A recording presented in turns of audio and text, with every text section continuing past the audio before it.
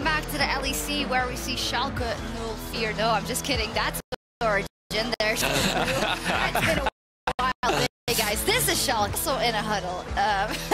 That's embarrassing. Anyway, they're playing each other, and to get us back on our feet on the ground, this is a pivotal matchup in the race for the playoffs and for the standings. So I do want to pull up the standings for just a second, because the results last couple of hours, maybe we're losing sight of what is actually going on. So TLD happened so far today is that Fnatic officially locked playoffs. Now Schalke is not yet locked, but now that Misfits is out of the race, it is between Schalke Null Fear and SK Gaming for that last spot. Yep. On top of that, for top 2, these are the conditions for top 2. Fnatic can get top 2 if Vitality, Splice, and Origin drop one game over the next 2 days. Guess what? Vitality just dropped a game. Yeah. Guess what? Fnatic plays Splice tomorrow. Guess what? Origin's playing right now. Yeah. So, you know, things are crazy, both for Schalke for getting to playoffs, both for Origin getting to that second place. They have to win. It's just, I love Week 9, man. I love it. It's been a really exciting day. Week 9 has resulted in a lot of surprising results. I was not expecting XL to win. Nope. We've got to focus in on our final game of the day, because that impacts the standings pretty significantly, as well as Origin. They're fighting for that number 2 spot, whereas Schalke are just fighting for a spot in playoffs right now. Exactly. And Schalke, we know that they haven't had the best time in the last couple of weeks. They dropped a lot of games. However, last week they ended their losing streak by beating Misfits. If we talk about a couple of individuals, Odowamne had a fantastic game. I know what you're going to say. Misfits didn't play a perfect game, but it doesn't matter. You need one of those games to get you back in the race. I mean, it's the second game in a row that Misfits actually do some random Baron calls, or actually didn't end up that well in both times.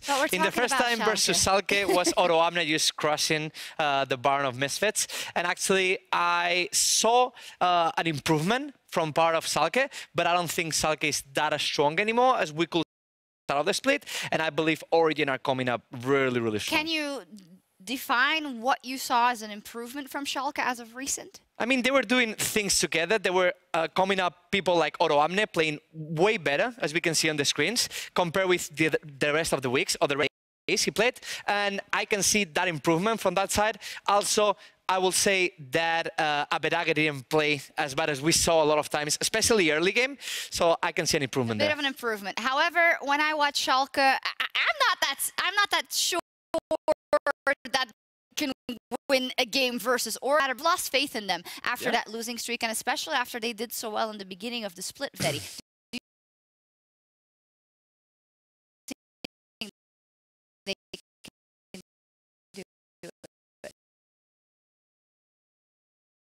Now it's definitely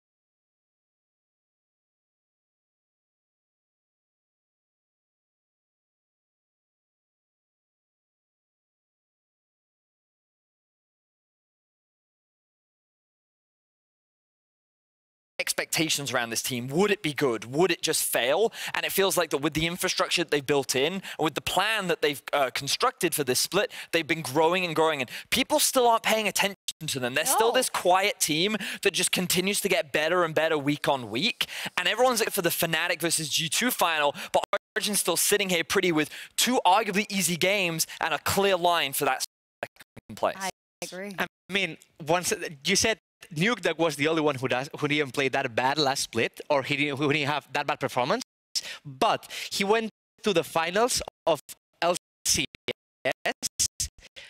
and he didn't go when was saying there was a favorite gauntlet, and they didn't get it. So actually, the fight of this team, rough year last year. Yeah, absolutely so. And I think maybe that's also helping them right now, that they all are hitting their strides and all are hitting their strides together. I mean, I would say Nuke is a star, but nobody jumps out as like the big star on that roster. They are a well-oiled machine. Ara, you wanted to jump in? No, I just wanted to call them the Avengers, because they all want to avenge from the last year, and they're actually the team who actually came up like this. Yeah. And you said there is not a real MVP. Like, from the fan votes, a lot of times it's Nuke getting the MVP, running up to get to the first piece. Natural, he carrying the team. It's same as Patrick, has insane numbers, insane KDA, but it's Mithy, the one who, when actually perform good, Patrick can do this job. Yeah, so then, yeah, sorry. I think that this is, as we already said, just a well-oiled team that would not, if you replaced any of those players, it's not as good as it currently is. So I think it's really difficult to just pinpoint a certain member that will kind of differentiate them from so many others. And that's why I think it's so difficult for Schalke today, because even if Origin don't have the strongest early game, they just have such a good understanding of how to play from the mid-game onwards. They seem to have a really good read on the meta, and I just feel like overall, they're a very strong team. So I'm struggling to see how Schalke can turn this one around. Can win this, and I think if we like package down the stories of the team, Schalke came in and we didn't really think too much of the roster, honestly. Yet they went on a tear, but then they fell down, and I'm still waiting for them to really stand back up. So in that regard, a win versus Origin would be very, very good for them, and especially for playoffs run. But Verius doesn't see it. Aranea, do you see it? I don't see it. I mean, if they will be playing versus another team, maybe, but I guess if they play versus or Origin or G2, they're actually nowadays the 3 toughest opponents here in the LEC. There's one argument of actually 2. Fnatic pulling out that win that they shouldn't have won versus G2. According to Verius, XL just beat Vitality. I'm just saying. Upsets happen. Upsets happen. Yeah. On paper, they shouldn't win. Yeah, but whose team is upset on? And on that bombshell. It is time to get on the rift and see who will win between Origin and Schalke 04. Let's do it. Let's do it. Let's do it. Yeah. You can't argue with pun logic there. Upsets on one team. Shocks. I mean, I feel like Shocks out-analyzed Verius there. We know that that's generally how things work. Memes reign supreme. And now we're poised for yet another incredibly crucial matchup, playoff standings. And I'm sincerely glad that this was not the week that we had to say XL versus Rogue, right? Those games are always interesting. Yes, that's a good one. Maybe one troll game, and everyone's like, yeah, a troll game. And then after that, it's not quite as interesting. For now, though, it is OG versus Schalke No Fear. And of course, Schalke fighting to stay in the playoffs, need to stay ahead of SK. And on the opposite side, OG very much in contention for second place. But that road starts with the win here. Yeah, and with Vitality dropping second place, looking so closer here now the side. Now, coming into this draft, I think a sort of hot topic is going to be Odwamne in the top lane, because in their win for Schalke up against Misfits, Odwamne absolutely popped off on the cannon, and in his last 4 games, he's gone for a mage top laner. My eyes are on whether or not he can get a champion like that to have big damage numbers and to try and pull off this upset for Schalke. For now, however, the focus remains on the bottom side of the map. Draven and the Lucian, I don't think any kind of surprise there. Kalista as well, so it seems like both teams want to limit the options available. Will we see Upset's signature Ezreal pick taken away here? What are Origin going to go for? Now, Upset has only played a total of 4 different champions this split, and out of 16 games, 14 of them have been Ezreal or Kai'Sa. So while we are seeing a lot of AD carry bans so far, his core pool is not being touched, and therefore, he's still in a pretty good position so far in this draft. But of course, I almost said the Odwamne for Kennen. The Kennen for Odwamne. has now been taken off the board, his strongest, I think, individual pick overall. And I'm curious to see how the top lane match will unfold between him and Alphari. Alphari definitely not the player that you look to all the time on this Origin lineup, but has had some pretty incredible individual performances, as we see the Vayne, the final ban. Yeah, another one of those AD carries here. I have to believe that early on in this draft, we're going to see Upset pick up either the Ezreal or the Kai'Sa. Now, Schalke, what they go for, they open with a very strong all-around flex champion in this jungle. They can put it top lane, they can put it jungle for Memento. I still think this is going to be looking for a jungle champion for Memento, because I think if he is on something that has pretty easy execution that he can look to sort of impact the early game, he's going to be in a good position here to help out Schalke.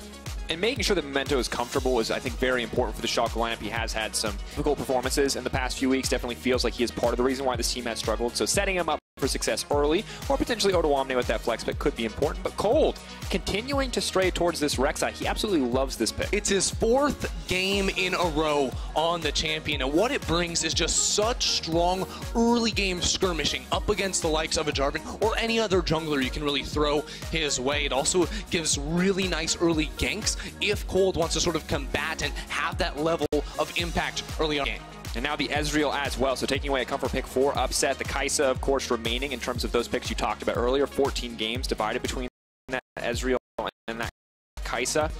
So you could, or if they risk letting it be banned away as they enter the second ban phase. Yeah, I think Kai'Sa Braum could be a pretty solid combination right here if they wanted to sort of steal away the Braum and put that up against the Ezreal, but no, instead it's going to be the Lissandra. So another very safe option for Abbedagge in the mid lane. This player sort of struggled at times early on with a lot of deaths and the enemy jungle support roaming his way a whole lot. The Lissandra is a pick that he could use to sort of sail in an all very easy and lockdown alongside the Jarvan in the jungle. And I feel like Schalke are looking kind of ease of execution here. We've seen them struggle with some of these more complex comps in the early game, but at their core, back when they were winning a lot of games early in the split, it was a lot of these Lissandra, you found picks like the Camille, now picks like the Jarvan. They're going to make this impact, backed up by what is a scaling hyper carry in the hands of Upset. They have now secured that Kai'Sa for Upset, but the support might be a little bit more difficult to lock down as we enter the second ban phase, as Origin have kind of their pick of what to take away, and they will secure the Braum for themselves just to make sure that it can't go into the side of Schalke. Yeah, I really like the Braum here, and then ban away a champion Alistar. You know, having heavy CC is a very good combination with the Kai'Sa, so an Alistar and even a Galio, I think, would actually be a really solid fit here for Schalke. I'm happy to see Origin ban that champion away just for sort of that all-in combination alongside what is already a heavy dive comp here that's showing to the table. I mean, so many tools, right? We talk about it with the Lissandra ultimate, but also thinking about the ability for those plasma stacks to be proc to set up for Kai'Sa's dive into the backline if someone finds himself exposed or left vulnerable. But now the Yorick taken away. So while support and engage options are being limited with Origin taking those away from Schalke, see strong solo laners taken away from Origin themselves, not letting them get value out of that red side last pick. Exactly, and for Origin, sort of looking now at what they need to fill out their composition, I think they actually need something with reliable engage from the top lane, because when you have a Rek'Sai plus a Braum, that's not a lot of great tools to sort of start off a fight and look for an engagement. So putting Alphari on something that can sort of get things going himself, provide that reliable CC, would sort of round out this Origin composition, because right now that's something they definitely lack. And the Renekton now taken away as well. Of course, Sakabo, very strong individual performance despite the team's loss on the champion. And now Akali, of course, still up and available if they do want to go for it here. I'm curious to see Akali priority. We did see Jizuke have an okay result, but it was a struggle very much so early on in the game. And we know that Akali is not necessarily favored in the matchup up against Lissandra. That's one of the bans you will see a whole lot. Hell.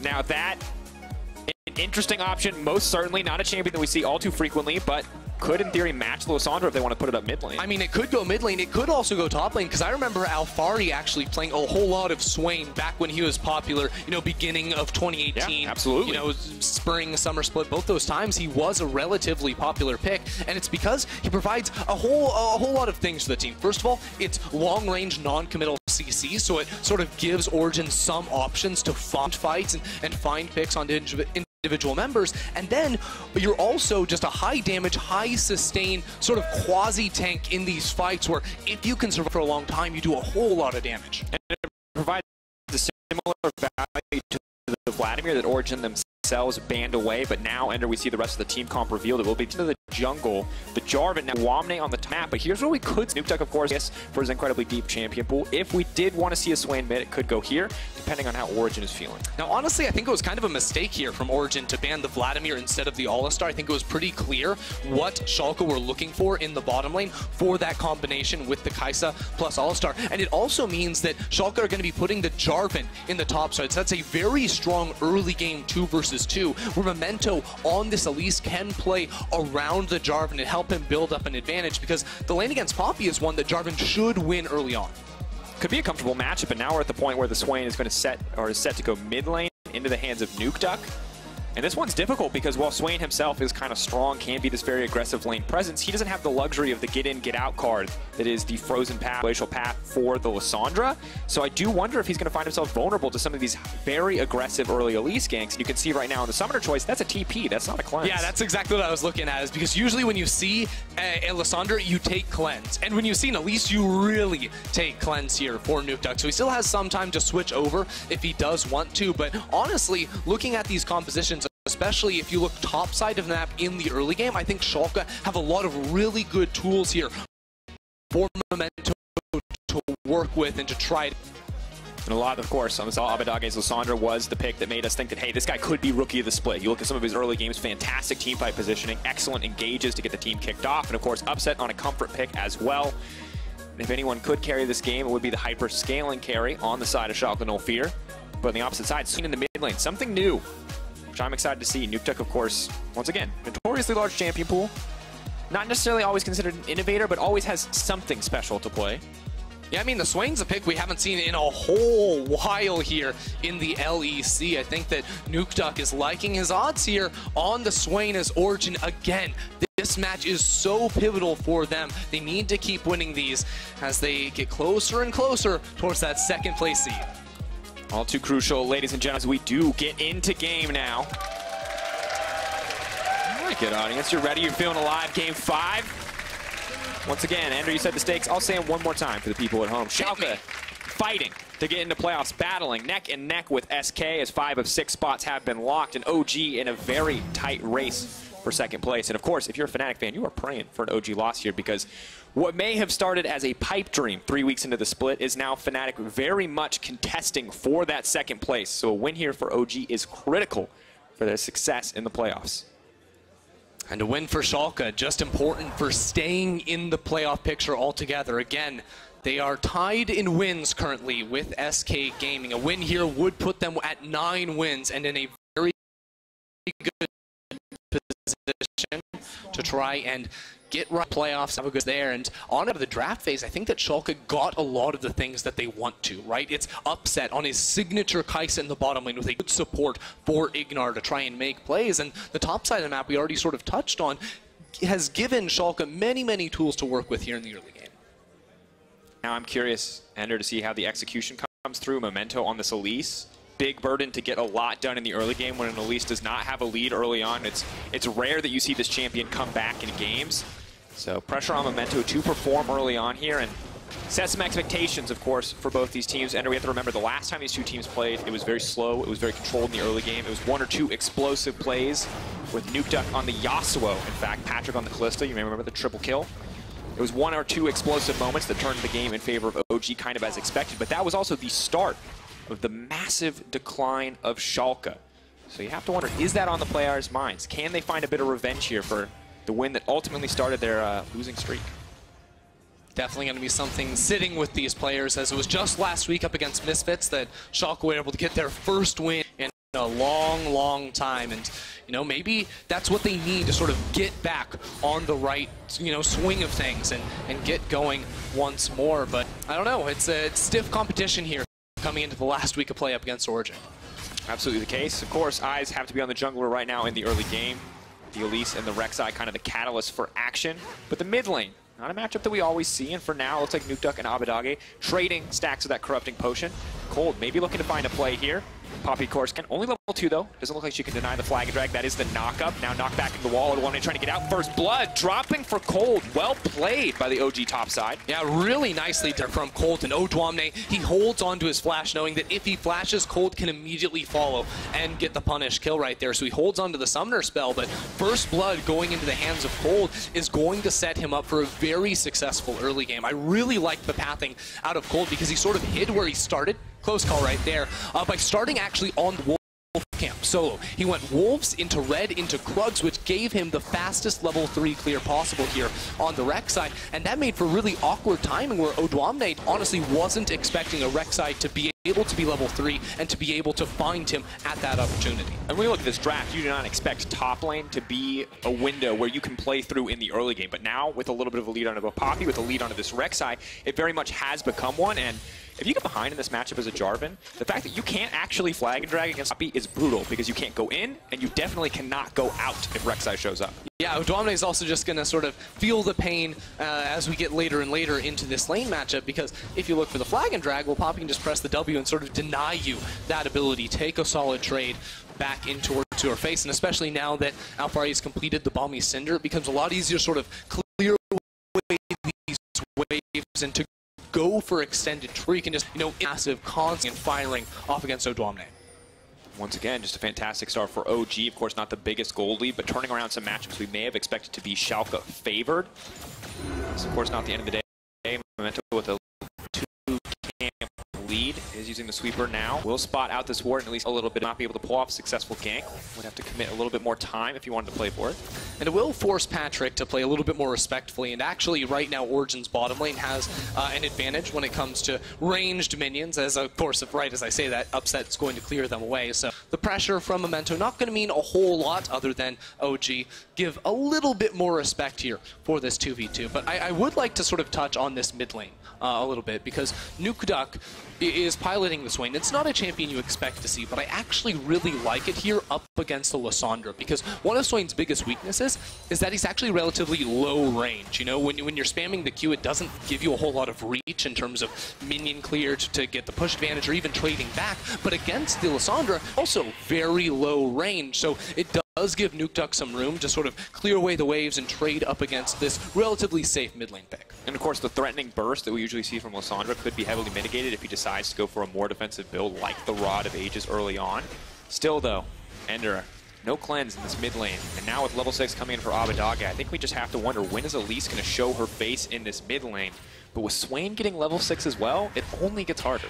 It gets harder, and Nukeduck is also going to be running the Unsealed Spellbook, so while he just used his teleport to get back into lane, it now gives him the opportunity, hey, switch over towards something like the cleanse if you think you're going to be ganked, and that will give him a little bit more protection. It'll sort of bail him out of a potentially rough situation, because I agree with you, if he doesn't have the cleanse, I think that Memento absolutely should be looking for a gank path around this middle lane, and right now that would be coming from the top side, because OG actually put down some really solid control wards to give Nukeduck cover underneath this middle lane. Abbedagge still could look for a roam play down to the bottom side, but as you mentioned, difficult now that all that vision is down there, and top side as well just doesn't feel super viable. Poppy, of course, with so many different ways to disengage a fight. Good news is ODWAMNE, despite losing out on that initial play, is still able to match Poppy in terms of relative pressure, although now forced to back off as he's burned. I think another interesting thing here is we've actually seen a whole lot more junglers going for the chilling smite instead of the challenging smite, because for a long time it was challenging or nothing, basically, where the added dueling power that the item gave you was just way too much for anyone to deal with. You had to take that option, otherwise you lost every duel that the enemy jungler showed up to. But after some nerfs actually to that item, and the fact that we're seeing slower games, I think it means that Chilling Smite gives you more value, because the added utility of having Blue Smite when you come in for a gank is going to mean that it's just that much likely you're able to lock down and secure a kill, whereas the dueling aspect of Red Smite isn't as valued anymore. For a champion like Rek'Sai, who melee range to find that knock, who needs to land those critical slows. That's the knock. 50.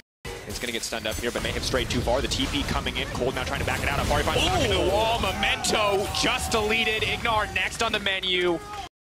Just going to walk him down and give Patrick the kill as well. OG now dominating this early game. Really nice shot calling there from OG. They get the teleport in there from Alphari after Ignore overcommits. But pull, and then they make the call. Let's just actually stick on Mento, get that kill first, because they knew Ignore was in so deep that he would not be able to escape. So it's a very nice setup and a very nice for OG, who now sit 3-0. Grabbing the Cloud Drake as the blades do go over to the top side. It will some of the gold that get with that play. But now, after Poppy packed on the map, does not. Now watch this. Starts out with here from Schalke. Hold red like a book. And ball slam here from Alphari leaves absolutely zero room for Memento. He can't even use his flash to escape there. And OG can donate the second kill over to Patrick to sort of snowball this Ezreal. In the mid lane, what we thought once was an avenue is only going to get harder as the catalyst is, of course, completed. Swain closer and closer to that Rod of Ages and able to just indefinitely sustain this push, matching what the Lost Chapter has given to the side of Abadage. Cold going to donate this blue buff over to God. Lysandra just going to struggle so much to get this push through, and you're in a difficult position because the Elise very much behind overall. Would like to have that gold in it himself, and Nuke Duck maybe now fishing for a greater play. He's going to get the pullback just in time to stop the claw from being reactivated now. Activates the ult and just going to walk Abadage down. The flash forward is going to be brought back. Oh, Abadage. Here comes the Demon Flare. Push it again. That's the kill. Poor Abadage in the mid lane tower. The whole play starts off with him tanking one shot from that, and then Nuke Duck understands exactly what he can do on this Swain, and Abadage doesn't flash the initial there, so really nice punish from Nuke Duck, who now OG to just come away with this game. The summer as well. So even if you wanted to go mid lane, it only gets harder. Has the free boots. And a 20 CS lead on top of that. And he's backing now, and I feel like he's going to complete the full Roa. Yeah, he's sitting on 2.3K. Yes. Oof. And so much we thought would be decided with some, maybe like last time, with some explosive mid-game calls, but the early game from OG has been so incredibly dominant, Ender. Yeah, I mean, it was just really, really crisp all around, starting with Cold's clever early pathing to get the first blood topside. Then, again, it's Cold who counter-ganks in the bottom lane to get 2 more quick kills. And then Nuke Duck's like, hey, wait a second, guys. You're getting a lot of kills without me. I definitely want to participate as well, so I'm going to solo kill the rookie mid laner, and he adds 1 more rookie head to his kill list. God. The man hunts rookies of his legacy. I feel like Nuke Duck is sort of like that guy that goes and hunts game, right? You know, and he's sitting in his room with a bunch of leather chairs, and he's got, you know, the head of Abadage and Nemesis and all these players sitting around his room. I get what you're going for, but that's a little dark, Ender. I'm not. He actually just slaughters every rookie he plays against. It's true. It's brutal to play against Nuke Duck, no doubt. And he has these niche counter picks where you go, hey, Lysandra, that's my clicky shot. Oh, I've got something in the book for that one. And now Alphari now has to run. Abadage going to do what he can? Is he going to try to solo clear that one? No, just spotted Cold out, and Cold, of course, going to get right out with the tunnel. Now Ottawamne can just walk down, and they can try to secure this Memento here as well. So Rift Herald at least will go over to the side of Schalke. Would start to even up some of this 2.5k gold deficit as we are 11 minutes into the game. But first items are now getting completed on the side of OG Enter. Not so much on the side of Schalke, which is a bit of a concern, but the Warrior, a mass damage spike. And now additionally the Rod of Ages as we see the Herald for summon top. This is exactly what I wanted to see from Memento. Go for a plate gank with the Herald on the top side of the map. They can easily knock out this turret. What I mean by plate gank is that you're not actually ganking to get a kill. You're ganking to get that money off of the tower and off of the turret plate. You got to go for that before the 14-minute mark, and the plating does fall. So he will try to keep Ottawamne ahead in gold in terms of the top side of the map and keep the team overall at least close here to the OG squad that's doing a really good job of snowballing the early game. And of course, while Alphari does have the tools to disrupt the Jarvan, remember the Jarvan Cataclysm is unstoppable during the animation, so at least can't shut down the Jarvan completely in the fights to come, but diving into a Swain, always difficult. Of course, this is much weaker than the last time we saw Swain be really popular and competitive. Demon Flare definitely had the ratio kicked down a few times in the nerfs, but incredibly powerful, especially with a lead, and the CS just continues to stack up in the favor of Nuke Duck. Doesn't even need a flash in the mid lane, has the heal, has the cleanse. He just switches over all the summoner spells he actually used already with that unsealed spellbook. But I do think it is sort of an interesting composition here from OG, because you look at the tools that they have, and again, one of the weaknesses of this comp is that you don't have a lot of ability to force hard engagement. So when you get a lead like this, oftentimes when you're playing a comp similar to this, the gold sort of stagnates. You know, you get this early advantage because the Rek'Sai's popping off, and then it doesn't really go that much further, and you have to wait till objectives spawn before you really get anything done. So we have to watch OG and how they can sort of kite back in these fights and stay alive. Nukeduck is going to cleanse up, but there you see, oh, that is going to be the stopwatch use. He's healing up as much as he possibly can. Needs to use a little bit more. He's still alive. Nukeduck living. The Cataclysm comes out, and they're going to be able to kill him. They do get the shutdown. Mithy now in trouble. Memento going to fall up with a cocoon. That should be 2. No, Mithy makes it to safety. He's cold. Sniped on the backside. Patrick finds a way to get the kill for his team, and now Ignor has to run for his life. The double knockup. Stepping away as Upset comes back, looking to turn the play back, but he's knocked out immediately. And Cold goes under, comes back up, but still goes down in the end. Odoamne debating whether or not to extend the play. Upset is here as well, but both sides are going to back off. Good start there, but to try to get the kill there on towards Mithy, and OG are able to punish and actually come out on top in that trade. 3 kills for 2, as well as some pressure on that bottom lane turret. And it was actually Patrick with the True Shot Barrage sniping off a member of Schalke there to really hammer home that OG are still in control. Difficult when you're that Elise getting sniped off. Tough spot to be in. Of course, Schalke is still showing signs of life, though. That is going to be important. Odoamne able to show up just in time to get something done, but we look at this play and you can see just how long it takes to kill the Swain. Now the good news is they get enough bursts that it's not impossible.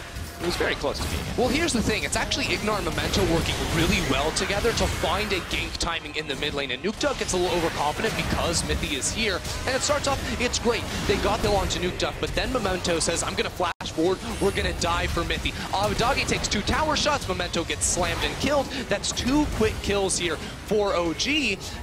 And then they played for Ignor under almost a 3 for, if rather, Cold survived there with the extra healing from Triumph. Corvin's a difficult spot for Alfari. Could go into the tower to try to tank for Cold, but then would probably die in the process. Avidagi is able to make it out. The pullback from Nukeduck will not stop the reactivation, and Odoamne at least has a Tiamat, is able to keep this pressure up on the top side. Nukeduck now looking to find the pick, pulling Avidagi back. He's going to have to self-ult here in a second. Nope, does not have the opportunity.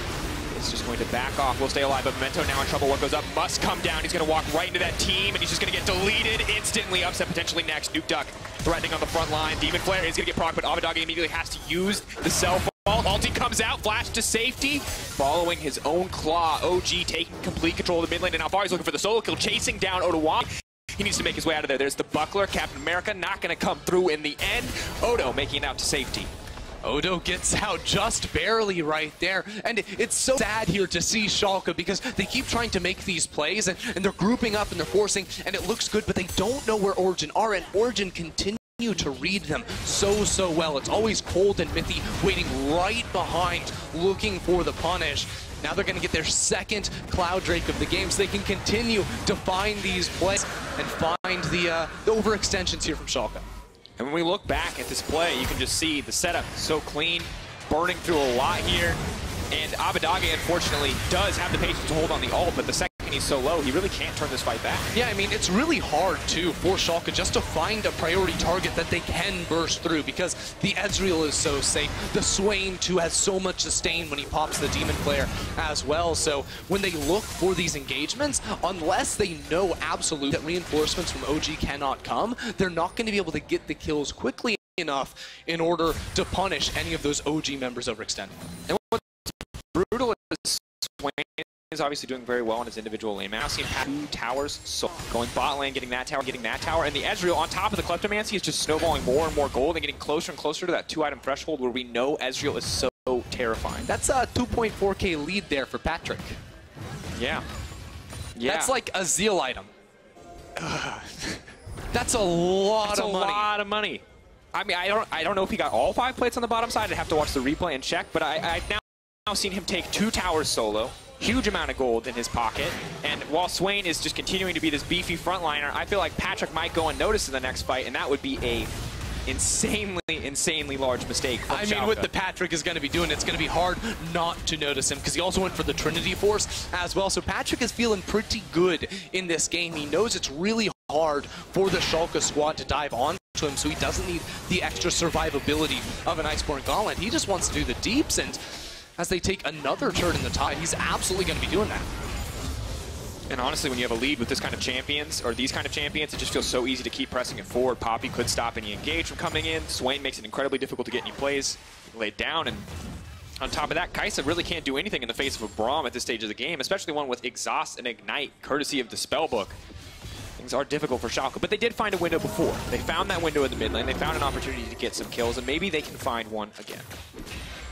We're going to be looking for that, looking to see how Ignar and Memento can work together. Because if you think back to when Schalke was successful at the start of the split, it was Ignar and Memento functioning so well as a duo. And honestly, we haven't seen that in so long. I think both Memento and Ignar have had troubles of their own, you know, sort of personally in these games. And it's meant that the duo hasn't been able to come together and to find the plays that they had been able to in the first few weeks of play. So, I mean, if they're going to get anything done in this game, I think it has to be off the back of an Alistar or an Elise, or even a Jarvan if they want to loop Odwamne into the picture as well. They have to find isolated members of OG that they can punish. And remember that this is an incredibly crucial game for Schalke, because once again, we look at the standings, this team has not locked in their spot yet. SK Gaming is hot on their heels. A loss here would tie these two teams up. Of course, the head-to-head is 1-1, so they would force a tiebreaker. Definitely a difficult spot to be, because OG, they get to play a happy battle. They're in playoffs. They get to fight for second. That's, of course, important, but if you lose, you're still in playoffs. You still get to play those best-of-5s. You have a chance to make it out. But Schalke losing out here could mean they don't even get that chance. They don't get the opportunity to show what they've got in a larger format. Yeah, I mean, you look at some of the players on this team, and you expect to be in the playoff picture. The fact that Schalke are just sort of trying to hold on at the moment is a big disappointment for them. If they make it into playoffs, then they have the opportunity to try and do things around. But first, Origin is going to be standing in their way, and with a 6,000 gold lead at the moment, with a Baron buff spawning onto the Rift as well, things are looking more and more difficult here for Schalke as they hope they can set up the perfect upset. Talk about the lack of reliance on the side. Evolved. If you go to Baron, if you set it up, and the enemy team has to come to you. So incredibly difficult spot for Schalke to find themselves in. Walking into a Swain and a Poppy just does not feel good ever. And I mean, just walking into darkness too, right? Because Schalke have had so little control, especially over the top map. They have 0 wards inside of their own jungle, let alone inside of the river surrounding that Baron as well. So it's a nightmare for Schalke to try and walk in and ever procure some vision. Now, good news. Upsets Cole. 23 creeps away. Oh, we're getting there. There's an option. It can happen. A small gold spike. Gets him closer to 2 items. 2 items for Kai'Sa, obviously very strong. Closer and closer to the double evolve there, but maybe we'll let him output more damage than that on teamfight, as Ezreal is now stacking a second tier. Good old Patrick. Was not worried, does not need the Blade of the Rune King, feels quite comfortable, so we'll go for the second tier, of course. Incredible mixed damage scaling as we get later in the game, and already at that 2 item threshold that does make Ezreal so incredibly terrifying.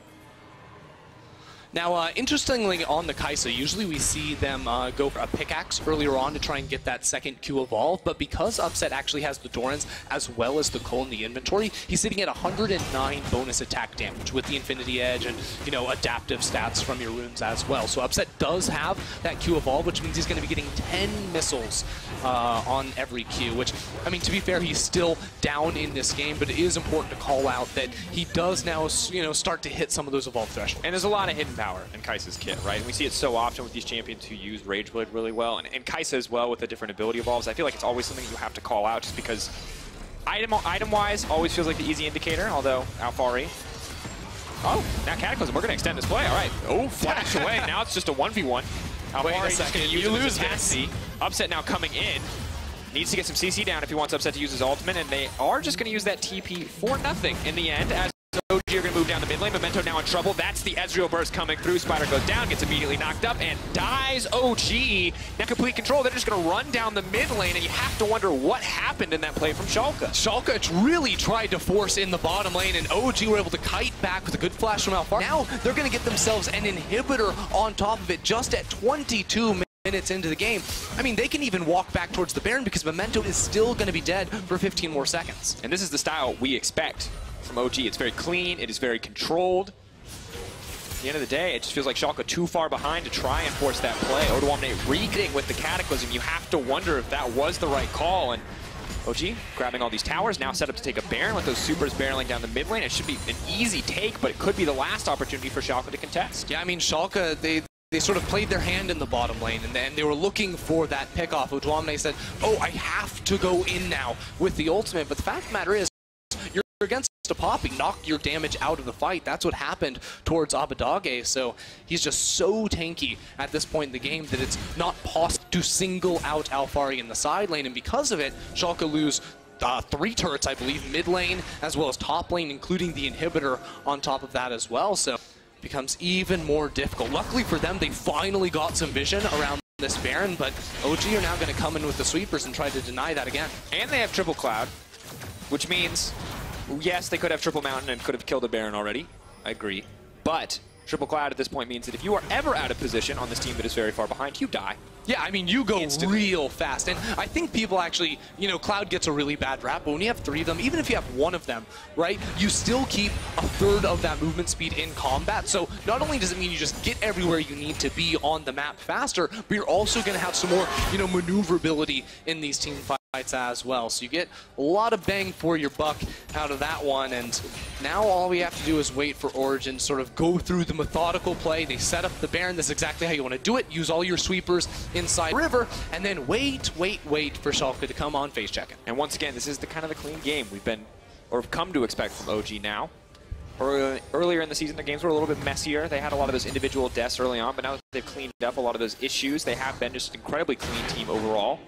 Why a lot of people hold them up with the G2s and the Fanatics of the league to really contest for that top spot in the LEC. And you're right. For Schalke, they're waiting. They're looking for that opportunity. For OG, they're taking their time. They're following the game plan. They know what the rule book is for Clean League of Legends. Follow it to a T as they get their mid priority. They set up their Baron vision, and then they can look to either fight or bait that Baron pit. Yeah, the only thing OG are really waiting on is sweeper timers and control wars. Patrick just Flash available as well. Of course, no TP for the Ezreal, however, but Cold waiting on the bottom side. He's on a ward. Right on top of a ward. Mithy is just going to walk back. He knows his team is there to protect him. They have 4 members strong on the bottom side. Goes over the wall. Big chunk of health out of Ignore and Upset. Abbedagge looking to find him in the pinch. Now going to find the engage immediately. Mithy taken down. That's not a good opportunity to start it off. Ignore now engaging on Cold. The flash out to safety. The retreat. Swain nowhere nearby. They can't keep the fight going. And OG giving up that kill. Solid punish there from Schalke. I mean, they've been looking for this pick for so long, right? Where they just bring everyone to the same area and force that engagement. Now, they end up trading some flashes on junglers, so it's not even like Schalke actually had to use too much right there. The ultimates will come back relatively soon, and they're going to appreciate some of, you know, the gold they get off of that kill and some of the respite they get just by, you know, having Origin with only 4 members on the map instead of 5. And of course, at this point with the member down, it would be very difficult for OG to force. It would be a bold play and definitely not one that would be easy to pull off, so not something we expect from OG, knowing that they can 80% plays and not the 50-50. And got to point him out again. Swain, of course, knows we'll check in on the rest of to Ezreal. You can see, well, the Steric's probably going to be very difficult to kill, but we are getting to that 2-item, 3-item point on the opposite side as well. Abbedagge finally finishing the Morellos and 2.5 items. It's going to be good news. Yeah.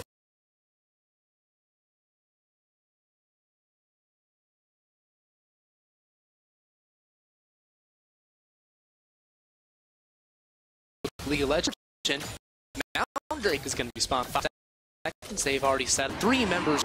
Easy pick. Origin, make that objective that's so much easier than going to the top.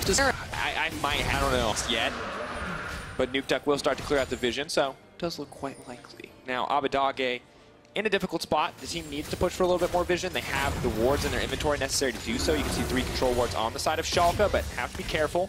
Schalke now pushing for that mid priority. We'll try to clear some of the vision back from the side of OG.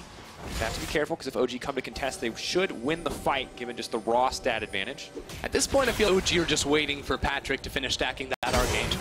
He's at about 550 right now on the Ezreal, and, you know, going to be stacking that up fast, spamming out all of his spells, sap, and then moving on into the Schalke jungle. And of course, reminder that once it's fully stacked, it goes from converting 1% of your mana into AP into 3% of your mana, which is, you know, tripling the value of that passive, which is huge. Yeah, and it also gives you a big old shield based on how much mana you have, and when you have a Mirror Mana and the Archangel's Trinity Force, that's a lot of mana. Thank you, Andrew. That is my analysis of that build. High quality. It's lots of mana.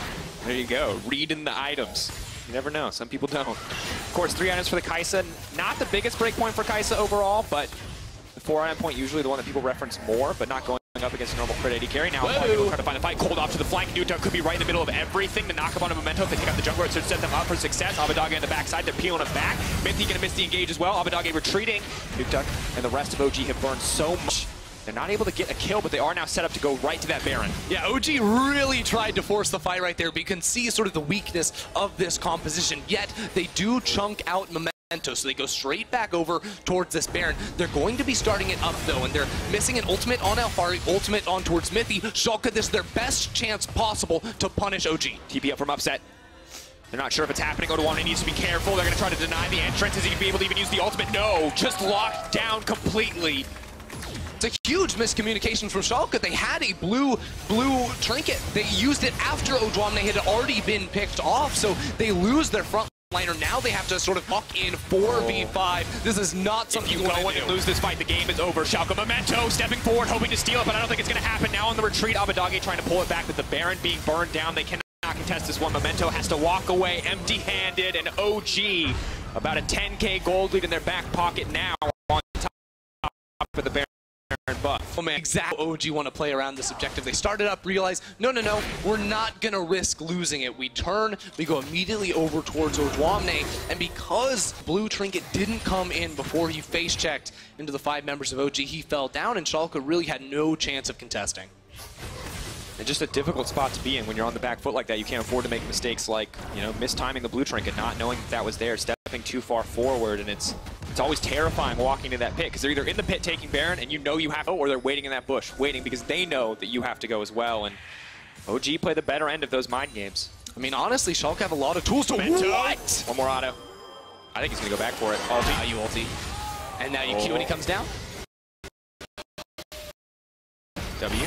They're going to be able to connect 2 if they're not forward. Trying to now make his way out. Of course, Upset now trying to find the fight. Immediately going to go in. Nuketough now trying to peel off. Of course, a lot of frontline damage. Mythy trying to get the fight started. That's a double man knockup. Now pulls back. Cold can follow it up. Nuketough flashing forward. That's Death's Hand. And they're going to go down. Double for Nuketough. A third coming in for Patrick. Smiles on the faces of the OG coaching staff as they barrel through this base. Origin wiped the fight with 30+ seconds on every single member of Schalke. They're going to be looking to end the game right here. Draco, second place, looking so much closer. Closer and closer with every win. Christie, Odoamne retreats back to the fountain. He knows this one is over. Alfari throwing down some wards just to let him know. Going to knock him right back into his own fountain. They're taking their time. They're burning their Zonias. They're pushing every active they got, celebrating this win. OG, a confident and clean game. Kill the Nexus and get one step closer to second place. Nailed it. At the end of the day, it was clean, it was controlled, it was exactly what we expected from Origin, and while there were moments of life from the side of Schalke, it just looks like OG were in control from minute 1. I mean, from minute 1, right, Cold's early game pathing, just knowing exactly where Memento was going to be, knowing where Schalke wanted to force a play, and he was able to be there, and they were able to punish this Schalke squad. It felt like that continued the entire game. Well, Schalke, they saw opportunities, they wanted to make these plays, but every time they tried to execute on it, OG were always ready to punish them.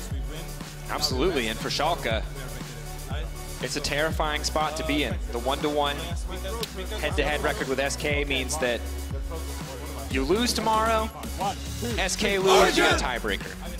You know, on the opposite side, of course, you win, they lose, you're in. But if they win and you lose tomorrow, you're done, you're out, and that's it. And for a team that started so incredibly strong, because you got to remember, if we go back to like week 4, week 3, we're like, this is the team that's going to contest G2.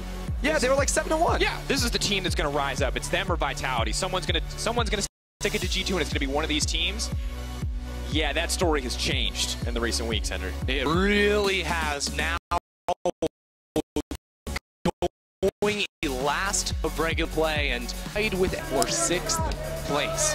This team needs wins. They need wins now, and then they can try to, you know, fix the pieces of the puzzle and try to get everything back in order here for playoffs, because this team is just hanging on by a thread, and they are very close to falling out. Brutal situation to find yourself in after what was just once again a fantastic start to the split. But for OG, good signs, smiles on their faces, closer and closer to finding that second place. Just a reminder, second and third, incredibly valuable in our playoffs format. Third lets you choose between fifth and sixth for who you want to face, which the most important part of that is not Fnatic. Don't want to face, you get third, you're guaranteed not to play Fnatic right now. And second, getting that bye, immediately facing G2, but with the luxury of losing a best of 5 if you can't win the day, and coming back in Rotterdam to try to path to the playoff or the finals. Yeah, I mean, it's absolutely huge, right? Making that top 2 and having that guarantee, having that ability to fall down and still pick yourself right back up. The new playoff format, I think, has sort of opened a lot of eyes here, because now regular season seeding means so much more. And going into the last day of play here, we have a fight for 6th place and we have a fight for 2nd place, and both of them are absolutely massive. Definitely true. And as far as replays go, we have a fight that ended the game in the end. We'll take a look at it one more time. Ender, let's talk about this one. This is Patrick doing everything he can to try and kill Memento. Memento does a really nice job of trying to avoid it, but unfortunately, Patrick says, nah, I'm going to flash in, I'm going to kill you. And then Schalke say, well, there's only 3 people down here, maybe we can force the 4v3. But time and time again, they try to force with the advantage. They can't kill OG fast enough, so OG are able to turn things right around, bring all 5 members to the bottom lane, and charge right on in for the victory. And this is not a team, ladies and gentlemen, that you can kill quickly. Rek'Sai, he goes under the ground. Nuke Duck is Swain. He's unkillable. You've got Poppy, who's basically unkillable. And you have Seraph Ezreal, also incredibly hard to kill. With the QSS, too. Yeah, so absolutely brutal situation. They were caught between a rock and a hard place. They really didn't feel like there was the right choice in the end. But we've narrowed it down to Alfari, Cold, and Patrick in the Kia Player of the Game vote. Who on OG do you think deserved it? Let us know. At LO Esports on Twitter is the place. Ender, you were non-biased before. Are you biased now? I'm so biased. Who is it? Cold. He crushed the early game. He knew exactly every single play that Schalke tried to make, and he shut him down. All right. Well, regardless of how Cold played, we are, of course, going to have Mithy on PGL. And it looks like we are setting up with an interview with the man you claim. Thanks. To learn more about OG's win, let's check in with Cold and Alfari. Thank you very much, guys, and thank you for joining me after this victory. How important is it for you to grab this one today, Alfari? It's pretty important, but at the same time, it doesn't mean anything unless we win tomorrow. So we just need to take it still one game at a time. I guess we're pretty happy about Excel winning earlier today, right? Yeah, I mean, it's pretty fortunate. I didn't see it coming. It's pretty good. Now, Cold, I want to bring back some memories from last year. Do you remember the last interview we had last year? Was it a sad interview? I don't know. I actually don't remember 100%. It was a sad interview. You were playing with UOL. You were eliminated from the LCS, and you actually told me that you didn't know if you were gonna come back ever playing because, well. I mean, you don't know, obviously. Yeah, I mean. Yeah. And now you're like in contention for 2nd place with like the most improved roster in the LEC. What is your take on that and the progress you made? I mean, there are 2 options. Either my teammates are just hard carrying me now, or last year was just a dip in the water, and then now I'm on top of the world. But we will see. I feel good on my team now with Origin, and I don't regret being on UOL at all. I think I learned a lot in that time as well. So I'm just happy to be where I am now. And I think regardless of who you are, you're destined to go where you're supposed to. So that's what I think. Wise word from you, Alfari. Same goes to you. What is your take on the improvements you guys made over the splits? I mean, it was just bound to happen. You know? We're all fine players, and it just takes some time to become good. Everyone had the right attitude, which I could see as soon as I started playing with them in December, that this was actually something that I wasn't used to, with everyone's mentalities and attitudes just being really open to criticism and giving it as well. So I knew that it was just a matter of time, and we still have a lot to improve on, but at least we're getting better. But it's clicking already, and you're up to 2nd place, at least contention for 2nd place. I want to know, because we know that the synergy between jungle and top laner is really important. So what did you learn from Cold? Nothing, to be honest. This guy has not taught me anything, but maybe one day. Cold, same to you. This is harsh, though. Yeah, I mean. What do you have to say to this? The thing is, I could go back at him, but then again, I don't want to be too harsh on him. I'm just a bigger person, and I'll take it. Nice. And literally the bigger person, yes, I know. But the big person, not in height, I guess. I'm sorry, I had to do it, and I'm small myself. So yeah, I mean, no, I really enjoy playing with Barney. He reminds me a little bit of when I played with Wonder. They're both like these giants that just are stone cold killers and play their lane, and somehow they always get ahead. So they are very similar, and I really enjoy playing with Barney, even though he's not the guy that likes to share his feelings for how much he likes to play with me as well. But it is what it is. Last one for you guys. You're both in contention for player of the game. Who should get it? I guess jungle, because it's more OP. Like, there's really no competition. So I would argue against that and say it has to be Barney this time, because this is the first time ever I've seen him play a tank. I don't remember ever seeing him play a tank, and he was willingly picking a tank. So like, this has to go to the next level. I think this is where we go to the next level as a team. Being the bigger person, once again, you should take example of this saying. Thank you very much both for joining me. And to wrap up this day, let's send it over to PGL. Back to you, Shocks.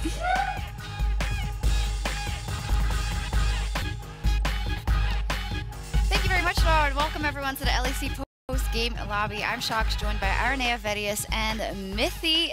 Well, welcome, Mithy. Congratulations. Last time we talked, wasn't that good? You know, you guys were finding your form. You guys were in development. How do you feel now? It's going better. Like it feels like a lot of the pieces have kind of like just fallen together. We still have a long way to go, and it's like very early. Like it's still spring. You know, our goals are set high, so we're just taking it one step at a time, and you know, we're just like it just feels really good to play with the guys. So I mean, I want to talk about those goals, because when we asked, you know, you guys said goals simple: make it to playoffs in spring. Long term, of course, trying to hit those big strides, and some obviously go to Worlds is always in there. But now you're almost at number 2. You could lock in number 2, and you could make it to Rotterdam no matter what. Is this exceeding your own expectations so far? Sure. I mean, for us, it's all about just like we're just taking it one game at a time. So today was going on to Schalke, and tomorrow is going to go into XL, and that's really all we care about. We don't really care about standings. We expect ourselves to beat every team. That's what we're looking for. You know, if we end up 6th place, then we're still gonna give it our best to go to playoffs and beat whoever gets in front of us. So yeah, it's just a bonus, you know. But yeah, I'm okay with playing more games. I'm fine with that. I can imagine. I feel like you're just trying to, you know, keep your cool, you know, because you guys are doing well now, but you don't want to say it's a done deal or whatever, or say too big of a thing. So I'm just gonna ask these guys, because I know you guys have been praising Origin a lot, and rightfully so. Vedius, how do you think they play today? I think Origin have only gotten better.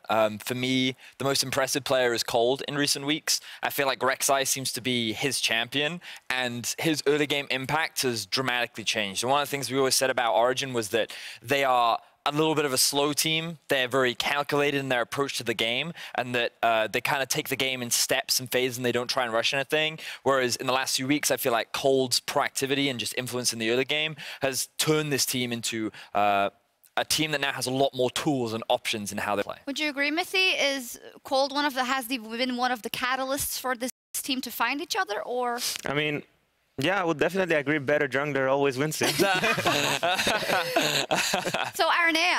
that's not always been the case when you were on team. No, I was the worst jungler. Still, my team was winning, so obviously not. No, come on, you're good. No. I was good looking, not good in the game. I respect that. I respect that. Well, Aranea, you also had a lot of good things to say about Origin. You also wanted to invite Mithy on PGL, so go ahead. Obviously, like Mithy's like my brother. I think you said that they are going step by step. They are trying to reach their goals. Obviously, Mithy, they are already qualified to playoffs. He got to meet the Astralis players. That he's a huge fanboy of all of them. So actually, he's actually completing all his goals together this year. Yeah, tell us about that, actually. How was that with those legends? I mean, he was taken. Didn't you see that? Yeah, he was super nervous. Picture. I mean, yeah, those guys, I mean, I just admire them a lot because of how much they have achieved. And you can tell, like, just the way they like just hang out with each other, and how much they know about each other, and how they do things. It just makes, like, they are just very confident and comfortable with themselves, and that's kind of like what we're trying to achieve with Origin too. Just having that brotherhood and that ability to, you know, trust each other in every moment and know what to do to get better always, and like be above the curve. So yeah, like having them just to look up onto, you know, and be like, oh wow, like maybe they can give us, you know, some tips or like tell us like what their mindset looks like in different situations. You know, it's just great to have them around. I mean, yeah, they're great champions. If you can even achieve a fraction of what they have, that would be fantastic. Arne, I'm sorry, I cut you off. No, and also something that is really good from Origin, at least from my point of view, is their draft style. I think usually a lot of teams, they tend to commit a lot of mistakes on draft, or you see one good draft that they prepare, the next one is questionable, but from Origin, they actually almost always they have win conditions, they set a correct draft for what their play style, and I think overall it's good draft from them. I like them at least. Is it all the analysts and then Andre? Is it kind of democracy? How does it work in Pick and Ban? So Andre brings the core idea of what he wants to achieve, and then every player chips in like how we can achieve what he wants. Like depending on the team we play, or depending on the meta, we decide how like what direction we want to take the game into. The early game, you know, the different stages of the game. And he brings up that idea, and we're like, okay, that makes sense. And then everyone just chips in, like what champions, what matchups, how they kind of like wanna, we work as a team, Would you say that you always feel 100% comfortable? Sometimes we hear from teams, like after a game, we picked it, I just knew it was a bad idea or whatever. It feels like you guys are, as you said before already, you're like one, I don't like to use the word family because you're of course in a competition, but you're all on the same page from Pick and Ban until the game, until the Nexus falls, it looks like right now. Yeah, so we were struggling at the start of the split because like things were a little bit random. So now we're preparing not better, but differently. So everyone has like you said, we have a better idea of what we, like how we want to play the game, you know, before even the draft starts. That makes it easier for me. For example, for me, like I voice my concerns a lot because I'm a person that I'm a very hardcore perfectionist, and I need things to, like, I need to have a plan in always in the game. So when I don't have it, I just run around and int. So yeah, I kind of just told my team, you know. That explains it. I'm gonna explain right now. The first time I ever met Mithy. Yeah. So it was I came from a European team and I was making like a Spanish roster. It was with him. I believe Motroco was around. Yeah. I believe Jerome was around. And then I played with him. I was actually at that time one of the best solo queue players and one of the best junglers in Europe. And then I had to play with him. In the first game I played with him, he was playing Alistar. He missed one combo. And after missing one combo for the next 15 minutes, he will be blaming himself. He will be saying, oh my God, how bad I am. Oh my God, I don't deserve to play this game. Oh my God, let's just pause. I don't want to play anymore. For 15 minutes. After that, I said, okay, guys, I think I'm not going to play anymore, guys. I'm going to go back to Europe, not to Spanish people. So he's like that. He's a perfectionist on everything he does. It's gone a little bit down, but you know, the core thing stands out. Yeah, like I'm definitely, yeah.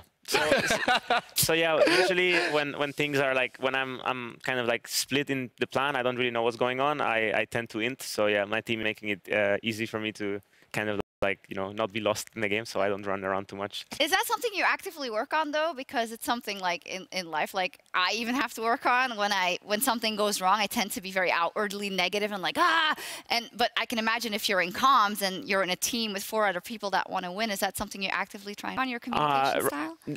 Yeah, so I mean, I think it's fine now. I just tend to apologize, even though like my teammates like the other day they were like, dude, like why do you just keep saying sorry? Like just shut the fuck up, you know. but I was like, no, I have to say it, or I just can't play. You know, I kind of have to like just brush it off. It's like on your chest. Yeah, exactly. Yeah. So it's more about me, not about you. You know. But, okay. So yeah, that's kind of how I deal with it now. That's like Mithy, we have to get used to. He just profusely apologizes for everything all the time. Great. Okay, we do also need to crown our player of the game, what you guys voted for at home. Our Kia player of the game is Patrick with 41% of the votes. Damn, those Ezreal Qs hit like a truck, man. He went in. I have to give some credit to Fisher now, unfortunately. Oh, God. Because at the beginning of the split, I messaged him, and I was like, why would you go for Patrick? Like, of all the AD carries available, why would you go for him? And then he said, by the end of the split, he'll be a top 3 AD carry. They'll be reckless, they'll be upset, and they'll be him, right? Now, you can debate like where he falls, but I think there is a very solid argument to be made that by the end of the regular season, Patrick has proven to be one of the best AD carries that we have in Europe. And one of my criticisms for him in the early part of the split was that if Mithy didn't do something for him, that he wouldn't be able to succeed. But I think recently he's been able to prove that independently he is a very strong AD carry, and that there is a conversation to be had around whether he should be up there. Ah, Mithy?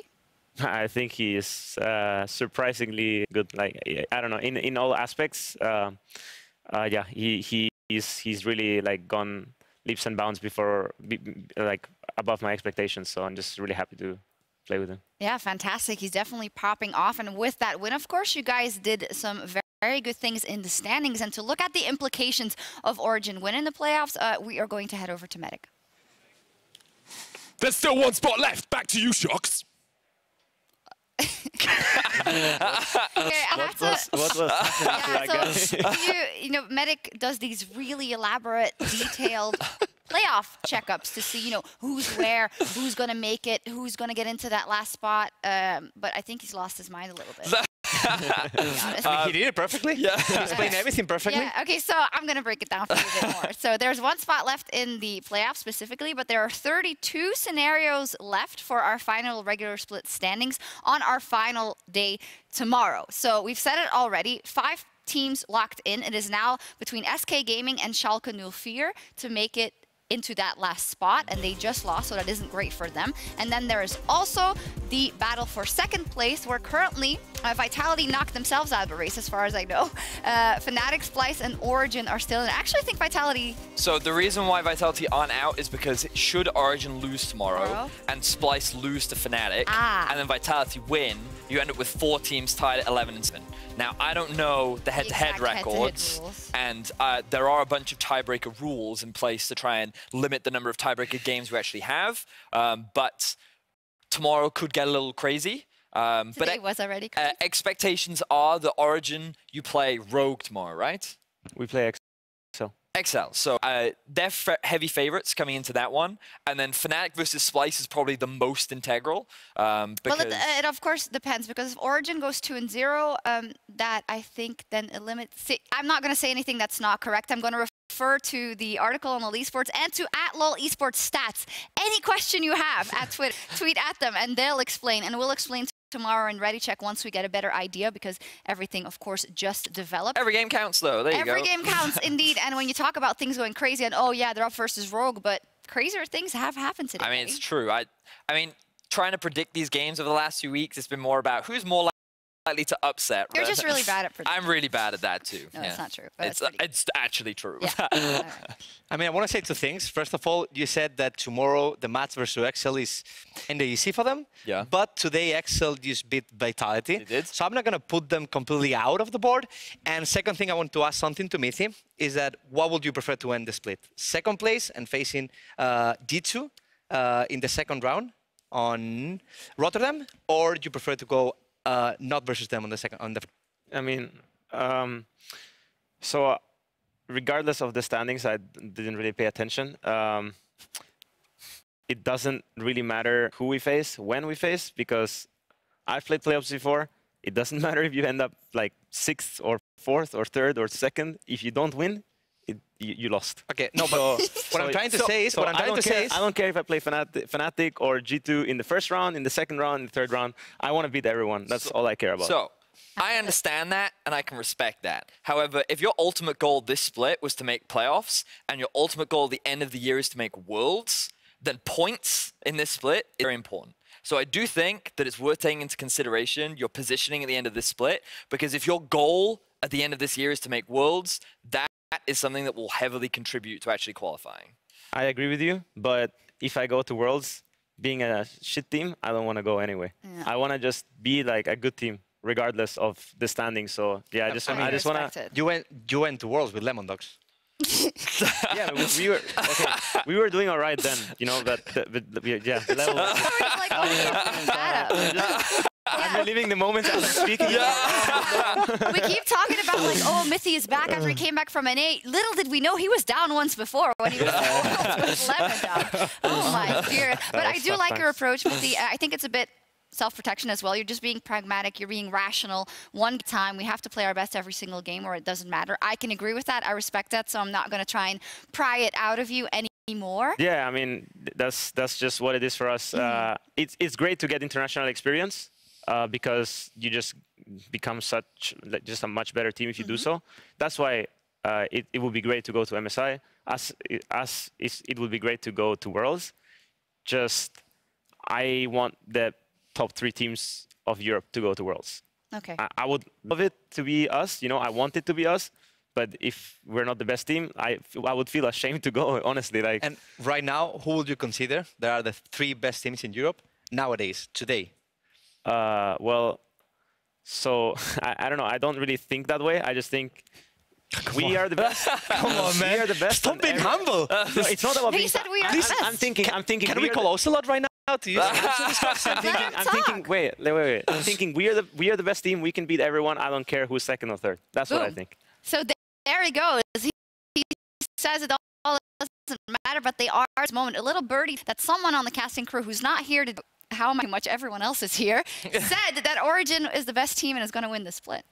Yeah, it was Quickshot. At the beginning of the split, he said, no, because on Euphoria, on record, said that he believes Origin will win the split. He has a bet on it. I believe there's a tattoo or something involved. Oh, there is a tattoo involved. And Frost actually bet on G2. So Frost can say behind the scenes whatever she wants, but on record, it is Trevor Quickshot Henry. There's a difference between that bet and what some people actually believe. But I think right now we don't have any definitive proof. I mean, Fnatic beat G2. G2 was playing with a sub. Origin just won this game, is in the race for second. But Splice might be the second best team, so it's great. One quick one though, between SK Gaming and Schalke, who's making it. Ara has his money set on SK Gaming. Mithy? Do they play each other? No. SK plays Splice. So hype. No. Oh, Vitality, right? Yeah. And Schalke plays? They play, I believe it's Rogue.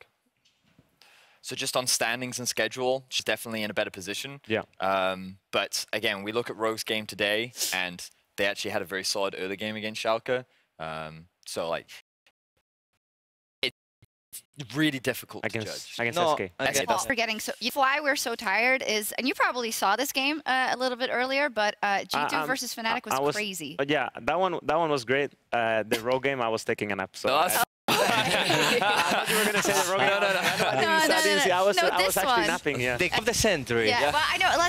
Okay, look, guys. To be completely honest with you, this game of the century thing was a bit of like a joke, a meme from us. Like, we thought it was a really big game, but we just wanted to sprinkle that in a couple of times. Now, you know us and narrative. We went overboard. But listen, the game delivered. What can we say? The self-fulfilling meme prophecy. So for me, I thought there were 2 crucial mistakes from Fnatic, in my opinion, in this game, and both of them came from Reckless. Yeah. And it was when they were trying to siege on to the base at the very end of the game, where he got hit by a Cassie ulti in the top lane.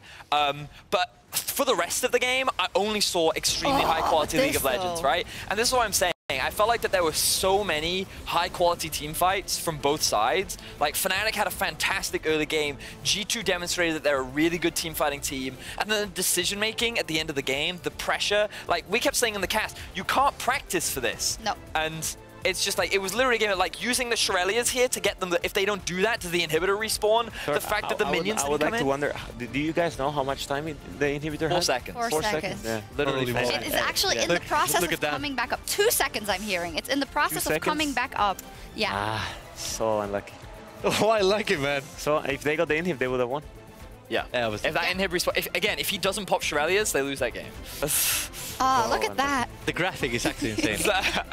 That's crazy. But I think we want to glance over it a bit, of course, and you can say, oh, but that's just support, and Promisq actually played fine, but you have to keep in mind that that's not someone they usually communicate with, or not as much as Mickey. I know they practice with him. That in some moments that can happen, but I also think we shouldn't make excuses for G2. Some of the individual members who normally Caps show had a up bad game. Caps had a bad game. Like, Perkz didn't have the best game. Wonder had a monster game, and I think their bot lane just like they were not in the same page, and they put the game really in a hard spot for them. So I was even surprised the game was like for more than 25 minutes. But so like honestly, in my eyes, like G2, won it. That's really how I feel, because they had the mental strength to come back from that game. Like Caps was running it down at some point because he didn't know how to win the game anymore. And yeah, I just felt like their bowling. It's similar to what me and Patrick had at the start of the split, where I would go one way, he would go another way. Like Promiscu went for a ward. Not that he did anything wrong, he just went to ward. And then Lucas stayed in lane, even though, because the wave was not completely pushed in, so maybe it was not the right time to ward, even though it was a good ward. It's just like, you just have to be on the same page, because that kind of cost them the lane. And it was just such a stupid mistake, and it just snowballed really hard. Like, good job to Fnatic to snowball that, you know? But yeah, I don't know how it would be if their synergy bot was better. So we like to say that gets in G2's head, because it was such an emotional game, and now they know they are most likely going to face Fnatic at some point in the playoffs. Is that true, or do you think those players don't care about a loss like this at this point? I mean, that's why I think G2 won. Yeah. Like it doesn't matter? Like they didn't expend anything doing it? Well, G2 won, in my eyes, G2 won the mental war, because the game was super doomed and they managed to play a 48-minute game, right? And their game actually didn't matter for them. So if they find themselves in that position versus Fnatic playing with Mickey's especially, and Fnatic isn't able to even snowball this game correctly. So for me, it's a G2 win. That's how I see it. I actually find that very interesting, and that makes a lot of sense going into playoffs, Betty. I mean, I was like, on paper, G2 should have won. I was only looking at all of the micro things, but I definitely agree. I think it's ultimately, I was just very happy with the game. What I was most impressed by was like when the GGs come out from everyone at the end of the game. Yeah. Or I think it was both Jankos and I think it was Perks at the end were like, crazy game, great game, GG. Like, they had fun playing. Like it seemed like that it was the intensity of it. Like I feel like these players almost thrive in. They love these kind of stressful situations. But it was. I loved it. It was great. It was great to watch. Just really small because we're going a bit long, but I had a discussion with you before. I sometimes have a very hard time distinguishing, was this actually the best game ever, or like was it a fiesta? Because I think we often jump to that point. Sure. You tell me. So I ultimately think that mistakes were made because Fnatic should have won this game, right? But I don't think that it was like a chaotic, ridiculous game, because I think that every time that small mistake came through, successfully punished it. And then I think once they'd gotten a little bit of a foothold into the game, like with Fnatic's comp, it was actually really difficult for them to end. So you end up in this really awkward situation where Fnatic have full control over the map, G2's stuck in their base. But even still, because the gold gap isn't big enough anymore, Fnatic can't end the game. So it ends up coming down to individual plays, great team fighting, and like macro stops being a thing at a certain point, and it's just about who can play better in the moment. Also, behind you guys, they put match of the century. They're going to flame us again. So quickly, let's move on. So tomorrow it will be the last regularly scheduled of the 2019 LEC regular season. Let's take a look, because every game counts. Actually, every game counts. Okay, so let's quickly do pound for pound, game per game. So first off, the first one doesn't matter no. at all, because Misfits unfortunately is locked out of playoffs. G2 is locked in first. Maybe we'll see. Sorry, I think it matters a lot. Okay. Because Medic is casting that game. And Medic has been on every single G2 loss so far. So I think it's going to matter a lot if they can break this bad luck. That's good going into play. That's the mental game. It's very important, you know. Yeah, it is. It's actually important. Especially with superstition. It's all about the mental. Okay, then Schalke versus Rogue, which we touched on already. Must win for Schalke. Yep. Now, so I don't want to say anything, but when Schalke started losing, we saw that something mentally definitely didn't work out in their favor, because they kept losing, and we know they're not bad players. So I hope that after today versus Origin, they can just refocus, well, good enough to win that game and keep themselves in the race, because it is not just a walkover, a pushover. They have won games this split, and it seems like they could be the perfect spoiler in this situation. It's, for me, a really difficult game to call, because I think that both teams just make core fundamental mistakes. And that has the opportunity to be a fiesta game tomorrow, depending on how them show up. But I think the biggest determining factor will be the jungle. I think Memento hasn't really shown up in the second half of the split, whereas Kick has actually had a pretty impressive game today. So I think that matchup will determine a lot. And we'll have to wait and see, because that game genuinely could go either way. Aranea, SK versus Vitality. Whew. I mean, for how SK played today, I would probably give any other team the favorite, but Vitality actually played even worse today, so but I don't know. SK is your team, man. No, but you saw them playing today. Like, you saw them playing today. Oh, my Lord. I was napping. That was such a clown. But I still gonna vote for SK. Obviously, I want my boys to be there on playoffs, even though I think at least today they didn't show up that good. So if they can perform a bit better, I'm gonna give all my Strength. All my strength to Selfmade. Your smiles? My smile to Selfmade. I know Selfmade tomorrow is going to carry. Okay. I trust him. So Aranea, Selfmade's going to carry. XL versus Origin. Clearly, I mean, what are we talking about? Did you see them today? Today? Holy moly. Wits and yes. No, we can't do this. This is going to like disturb his mental. I actually didn't see the game, like the second half of the game. I saw Vitality was winning, and then at 10 minutes, like our screen got shut down. They so we have took to Baron focus on and they our were next like 6K ahead. XL was really good today. Oh. Well, I'll have to rewatch the game and look what they did well and but get ready. confidence for you guys tomorrow. That's a job that all has confidence. to be done. Like, they're really good, but hey, confidence. Confidence. No, I'm just echoing Mythy. He said the job has to be done, so they'll do it. Yeah, tomorrow. it's our next opponent, so. There we go. All right, then finally, Fnatic versus Splice might be. It depends on the other results, but it might be for second place straight up as well, or to keep them in the race. But I mean, it's really important standing-wise anyway, because if Fnatic get third, they get choice of who they go up against. Yes. Splice, they can avoid a Fnatic in the round 1 of the playoffs.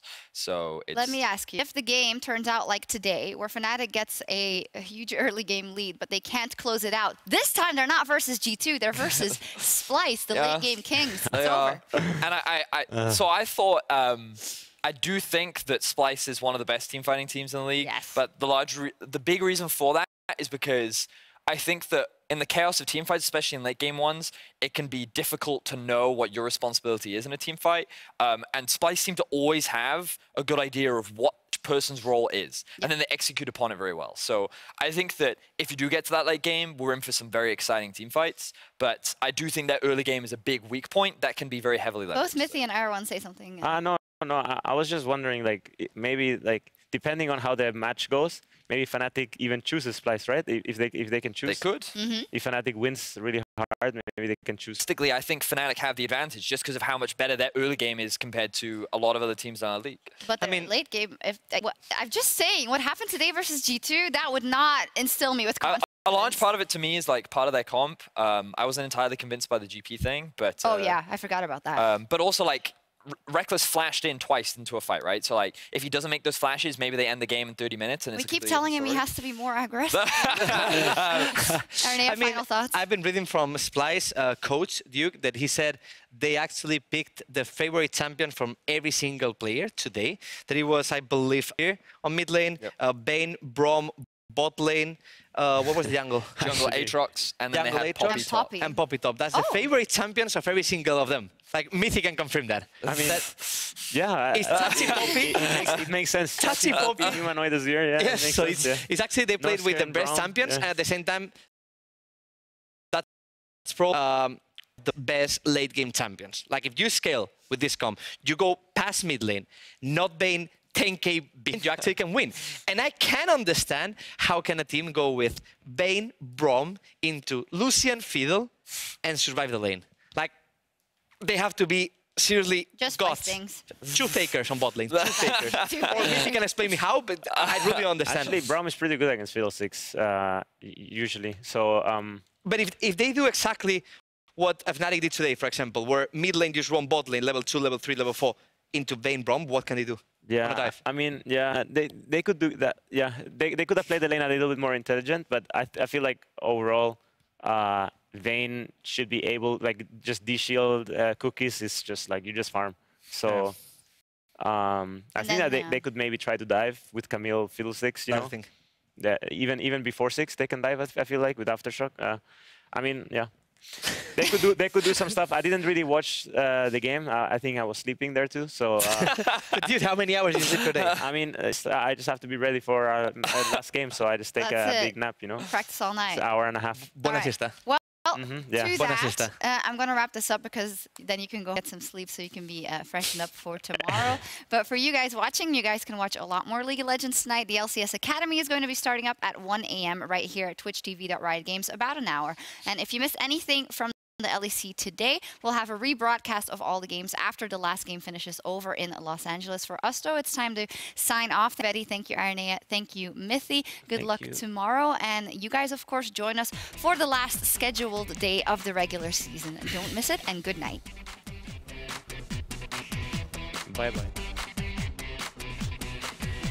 I believe Tachi is playing so well with Cersei. I think Tachi is the perfect top laner for Splice. We have a better Splice and probably one of the best Splice we've seen in history. They're going. Camille.